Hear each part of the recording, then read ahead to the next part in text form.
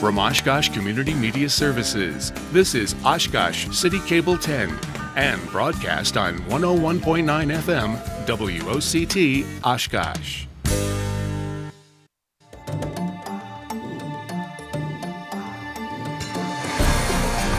Welcome to Beyond the Badge.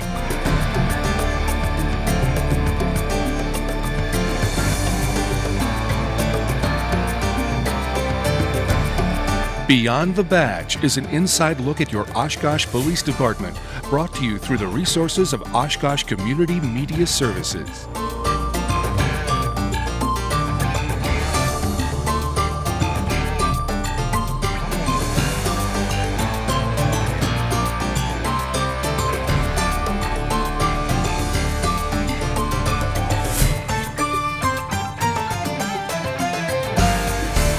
Welcome to this edition of Beyond the Badge. I'm Joe Nichols.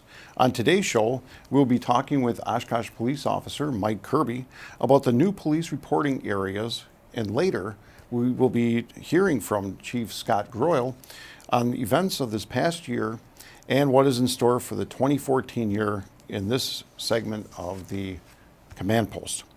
We welcome all of you watching us on City Cable 10 and those of you listening to us on 101.9 WOCT. Mike, welcome back to Beyond the Badge. Thanks for having me, Joe. Thanks for coming back again. It's 2 months in a row you've been here. My pleasure. All right. And Mike, before we begin, just go ahead and tell us a little bit about yourself for those that may not know. Okay, yeah, I've been a police officer here in the city of Oshkosh since January of 1981. So I've been here the entire time. Love it here. It's a great city, wonderful people. Love the Midwest. Fantastic, fantastic. Mike, we're going to be talking about reporting areas. And what are reporting areas? Well, reporting areas are maybe 5 or 6 square block chunks of the city that have been designated with a certain number, identified, and given that responsibility for those areas has been given to specific officers. Like, for instance, my areas are 409 and 414. So each chunk, like I said, is about 5 or 6 square blocks, and my job is supposed to get to know that area, the people in there, their problems, and work on solutions in that area. And where this kind of stems from is our department wanting each officer to have more accountability here to our citizens. And one of the ways of doing that is getting us out of our squads and getting and meeting citizens, meeting the people in our areas. And even though this sounds like something new right now, it really isn't new. When I started back in 1981, we did something similar to this, but they were beat men. They were guys walking a beat. And but it was the new guys, the youngest ones with least seniority, that were out walking the beat. And I loved it because you would either have Main Street or Oregon Street, and you walked, and you got, not only did you get to walk all your businesses, you got to know the layouts of the buildings, but then you got to know the people on the beats. You got to know who were the ones that were the drunks, who were the ones that were the thieves, who were the ones that were the runaways, who were the ones that passed bad checks. You got to talk to the different business owners and find out what their problems were. Some places, now when we were down at Park Plaza, we had more shoplifters. Other places had problems with people passing bad checks. Other places had problems with people loitering. But the whole point is, we got to learn our people in our beats. And then what happens is, as you get seniority, then you got in a squad, and then you go citywide, and you lose all that personal contact. Yeah. What we're doing now is coming back and having that personal contact in our reporting areas. Absolutely. Now, different officers have different types of reporting areas. Mine, 409 and 414, mostly residential. I might have 1 or 2 churches, maybe 1 or 2 businesses. So most of the problems I would have would be residential problems. Now, maybe it's speeders going through the neighborhood. Maybe it's loud parties at night, something like that. Maybe curfew violations with kids. Those would be the problems in my area. I do not really have much of a commercial area. Other officers have commercial areas, such as down along South Main Street. Others have areas where there's apartment complexes, which brings their own issues. And so one officer does not need to know all the problems in a commercial area or an apartment complex or a residential area, you just have to know your own, not everything. Absolutely. Very good concept. Well, and they expand. Actually, it's going as much department-wide as possible. It starts out with patrol officers. We all have 2 or 3 reporting areas. Our police school liaison officers, you know, they work day shift. They're in the schools Monday through Friday, but they also have their reporting areas. Now, most of them are around their schools, but still, that counts as their reporting area where they need to know the school and the problems in the neighborhood. Then our detectives, they have reporting areas too. So this is kind of going department-wide, where people are responsible for, you know, again, learning their areas, learning who the problem people are or what the problems are with these quality of life type issues. Great program. Great program. And Mike, how many reporting areas are there in the city? To the best of my knowledge, right now it's 151. As the city grows, and it is constantly growing through annexation, but I believe right now we're at 151 reporting areas. Okay. And are there the same amount of reporting areas in each district? No, not exactly. What's happening is we had a kind of a shake-up in the way we administer our patrol areas. From the old way, we had a sergeant who brought in a new way of thinking, new way of dividing the city. The city now is divided into 3 zones. Now, one zone is just the whole south side, and that's where I work, on the south side. Okay. 2 other zones are on the north side. Basically, I believe if you take Jackson Street from the river north, anyway, east of that is zone 2, and west of that is zone 1.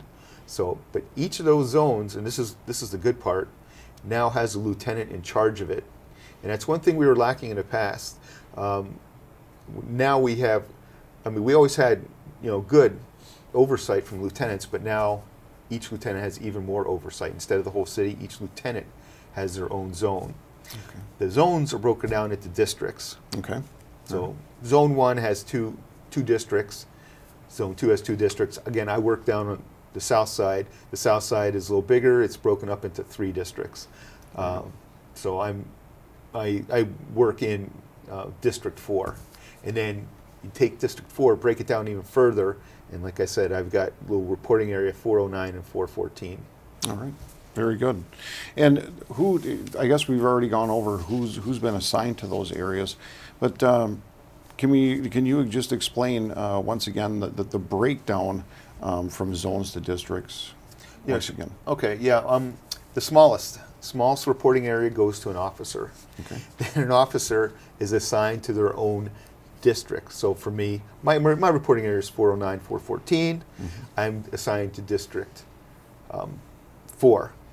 But the zone I work is, I believe, is zone 3. It's the south side. So what will happen is, with the breakdown and shakeup of our administration, we've got a sergeant working each district. Okay. We've got a lieutenant working each zone, and on every shift, we have sergeants working their entire zones too. So every zone, depending how you look at it, every zone has a lieutenant. Yep. And a sergeant, and then every shift has up to 3 more sergeants working that area too. Very good, and very good. What is the advantage of having just one officer assigned to a reporting area? I think then, you get to know the problems in your area. Again, whether it's nighttime problems. Now, I work day shift. Mm-hmm. Now, if I find out that there's nighttime drunk drivers in my area, there's not much I'm going to be able to do about it personally myself, but what I'll do is I'm the relay person so that I can talk to my night shift guy that works in that area, and they can help me out on night shift because I don't work 24 hours a day.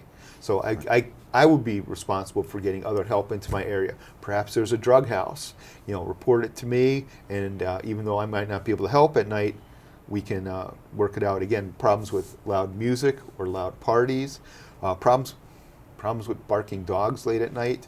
Again, sure. Let me know, and I can try to get my night shift guys to help out.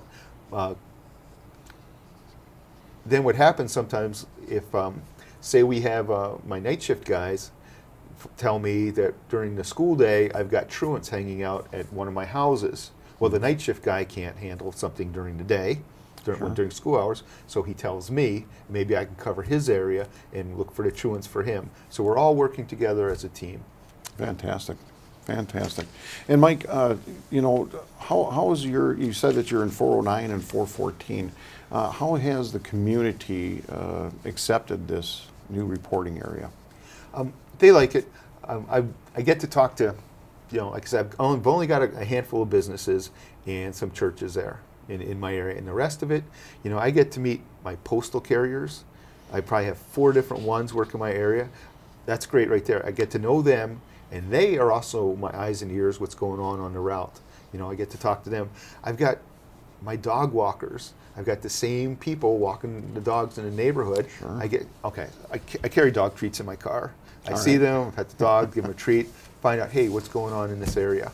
And in the summertime, it's easier to talk to people. They're outside, they're working outside in their yards. I know as it gets cold, it's going to be harder to see people outside, to roll down the window or get out and talk to them, but we keep trying. Absolutely, absolutely. It sounds like a great program. And Oshkosh citizens, you can go to the Oshkosh Police Department website, and you can learn who your officers are by going to www.oshkoshpd.com. Once you get there, you click on Team Policing. Once you're on Team Policing, a map will pop up, and it'll show the different reporting areas there. Now, all you have to do is click on your reporting area, and a picture pops up showing you the officer that is assigned to that area, along with their telephone number and also their email address. So it's a very nice program to have, and working with one officer is a great concept. And I think the reporting areas will go a long way for the city of Oshkosh and the Oshkosh Police Department. And Mike, I want to thank you so very much for being on today's show and talking with us about reporting areas. And we'll be right back after this short break with Chief Scott Groyle and the next segment of the Command Post.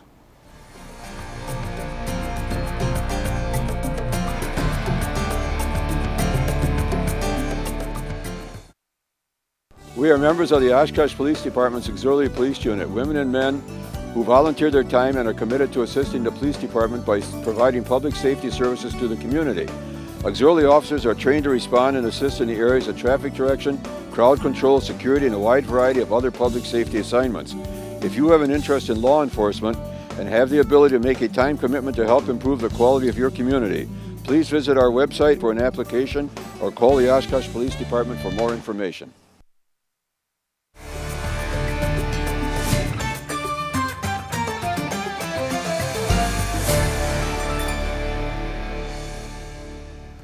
Welcome back to Beyond the Badge. We are now going to send it off to Chief Scott Groyle and this segment of the Command Post. Well, welcome to another edition of the Command Post. My name is Scott Groyle. I'm Police Chief for the City of Oshkosh. And I just wanted to talk with you this month about a number of issues. I may not have time to cover them all, a lot of things to talk about.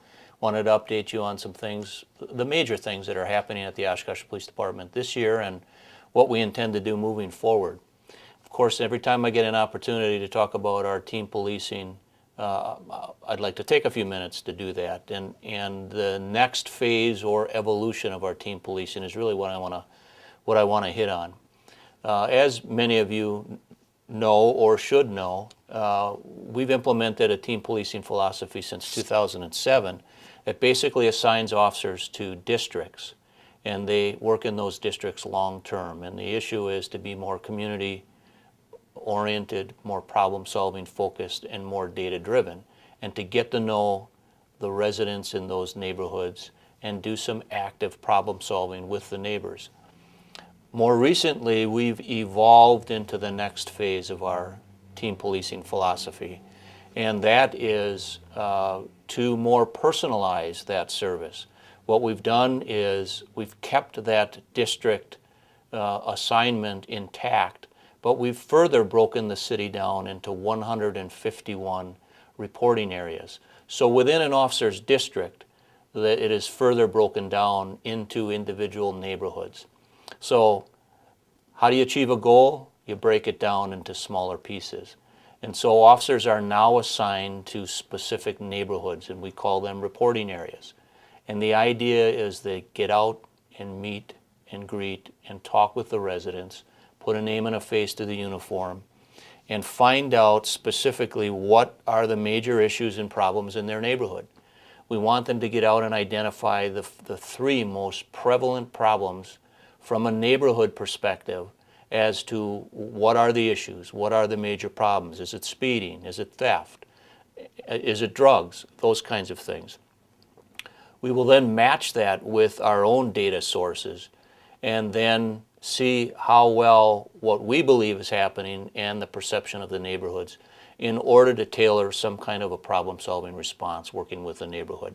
From that as well, we may be able to identify more larger community-based issues that we can focus all of our attention to, and that's kind of a problem evaluation or assessment. So that's in the works. That is about a month old. Officers should be getting out and making those connections into the neighborhood very soon, and we're seeing some good things happening already with that. The last phase of our team policing effort that we will eventually roll out is we would like to get a community outreach vehicle, kind of functioning as a mobile police station or a substation that we can roll into neighborhoods and do not only problem-solving outreach, but also education and prevention outreach, such as coffee with a cop, to sit in this kind of a neutral environment, so to speak, and talk with neighbors as well, or have some kind of preventive programming with kids, reading books to kids or teaching internet safety kind of in the field, as well as doing some active problem solving. So that hopefully will be something that we can realize in the future. I just wanted to make a quick update on where we're at with our team policing effort, and so you should be seeing your neighborhood officer soon. If you don't have that proactive outreach, please contact us, and we can certainly make that connection. Also, a good way to learn about who your neighborhood officer is to go to our website at www.oshkoshpd.com, and under the team policing link, an interactive map will load. And if you can click on any area in the city where you work or where you live, an information box will pop up showing the officer's photo and his or her contact information and how you can get a hold of them. If that doesn't work for you or you don't have access to the computer, by all means give us a call and we will connect you. Now, what I also wanted to talk a little bit about is some of the advancements in technology that we've experienced over the last year. I think we've made some real headway. We are slowly integrating into air cards for all of our cars. Up until this point, we've had officers needed to go to strategic located hotspots in the community in order to transfer their information. Soon we will be installing air cards into all of our vehicles so that officers' work can be wirelessly sent in to where it needs to go from in the field so they can stay in the field. That air card technology will enable us to share other types of communication as well more seamlessly and less cumbersome. We recently issued smartphones to many of our officers. Detectives on up have been issued smartphones. Our Department Crime Prevention Officer, PIO, and our Special Operations Officer have been issued smartphones that helps to facilitate that communication, the transference of media, video, and photographs, as well as staying connected to our community partners in a more user-friendly manner than we have in the past. We've also increased our cell phone forensic analysis capability, meaning that for evidentiary purposes, cell phones that we confiscate or seize as part of an investigation will be able to do that analysis. Soon, our officers will be out there wearing body cams. We've received a grant where we will be purchasing some body cams, and officers engaged in certain types of activities such as proactive OWI enforcement or just in everyday operations will have the capability of videotaping their interactions. You should have also seen out in the community recently a converted fire department ambulance that we are now using as our crime scene unit vehicle. And it has been wrapped so that it is designated as an OPD vehicle.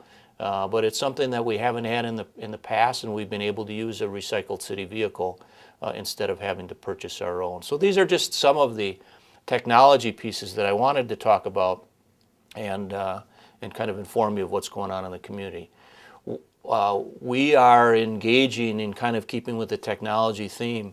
In order to be more communicative to the public, we have a presence on Facebook and Twitter.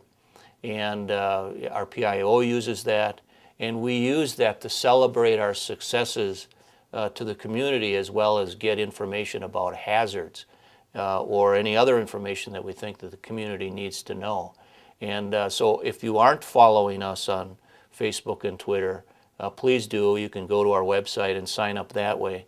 But we have a pretty strong following, and the information that we've been able to put out has been well received by the community.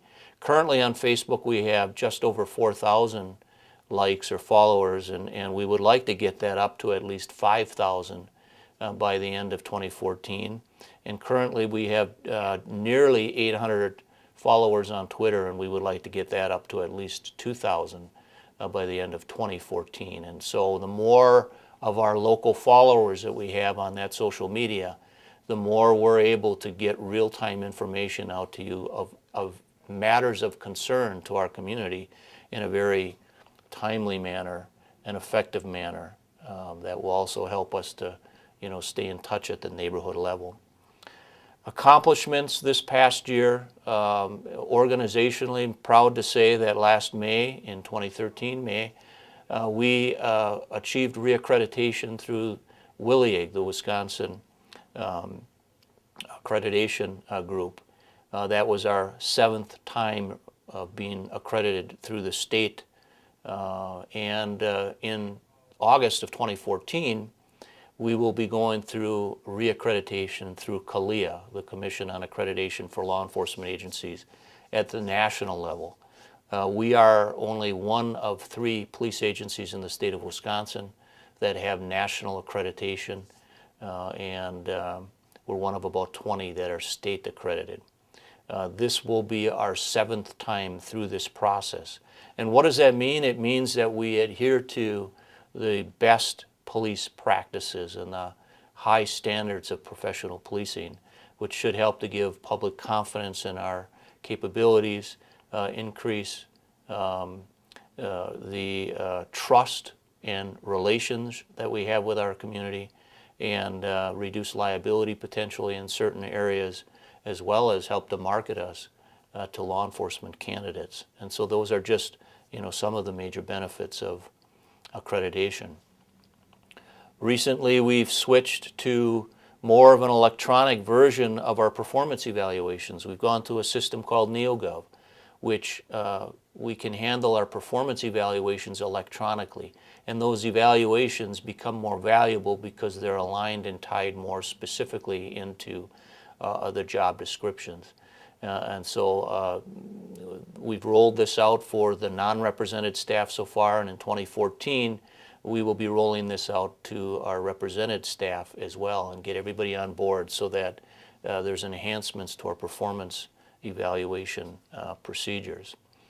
Let's talk a little bit about some of the other performance measures potentially that we track and I think is of public interest. You hear a lot about the adverse impact of drugs and things in our community. We are working very hard to come at that with a multifaceted approach. However, I think the efforts that we've had in working with the community over the past year, we've actually realized a reduction in our crime in this community. Our Part 1 UCR crimes, our Uniform Crime Reports, those that we submit to the state and the FBI, actually shows a projected reduction in both violent and property crimes by the end of the year. violent crimes should go down from about 186 violent incidents in 2012 to about 150 projected by year's end. About the only category of violent crime that may stay the same, or we see a slight increase, is in robberies. As far as property crimes, we're seeing a significant reduction in the projection for year-end property crimes, including a reduction in theft and burglaries. The only category we're seeing an increase in is auto theft. So those are some of the things that we track.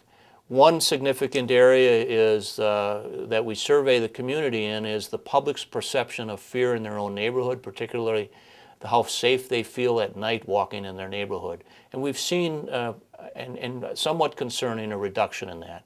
We went from a citizen survey response of 76% feel safe in their neighborhood at night in 2012 to about 71% this year. I'm not exactly sure of the reasons for all of that. I think the attention to some very high-profile crimes in our community, as well as the known drug issue in our community, probably has had an impact. So we've got a little bit of work to do. Of course, I think our neighborhood initiative with Officers Assigned to the Neighborhood will help with that. Some of the other things that we track is our OWI arrests, our drunk driving arrests will be up this year. So we're focusing a lot of attention on enforcement and in certain areas of substance abuse that seems to have an impact on crime in general. And lastly, I guess one of the things that I want to talk about is the budget and the impact that we think is going to have on the budget. As you may know, this year we lost a couple of full-time positions in our budget. That has impacted our ability to conduct some programmatic efforts that we've had in the past. We lost a full-time community programs coordinator that as a result of some reshuffling of assignments, we no longer provide Safety City, Gifts from the Heart program in our very popular Citizens Academy. But we are adjusting, and many community partners have stepped up to continue these programs, and we'll work with them as we can. But there has been an impact. For the 2014 budget, we don't anticipate any loss of positions. We do anticipate delaying the hiring of a current vacant police officer position for 3 months, as well as cutting one unmarked vehicle out of the budget. Those are the only anticipated reductions moving forward into 2014. So we're pretty satisfied with what's been proposed. Of course, the council at the time of this filming have not made final budget decisions yet. So that's where we stand on a very difficult budget year as well. So didn't get to all the issues. I think my time is running out. Didn't get to all the issues that I wanted to talk about. Perhaps we can do another monthly filming. But if you have any thoughts or suggestions of topics that you might want to hear, please contact our agency, and we'll certainly do the best that we can to facilitate that. Otherwise, that's the end of my message this week. Thank you for being on the command post. How do you make a car run? Put your hands on the steering wheel, push the pedal, and... Why do dogs bark? I think he just wants to have fun. Dogs don't like thunder. How can we address common health problems in Wisconsin? I don't know. When you don't know the answers, it's not a good idea to guess. The Survey of the Health of Wisconsin gathers information needed to make informed decisions on how to improve the lives of those in our state. Learn more today.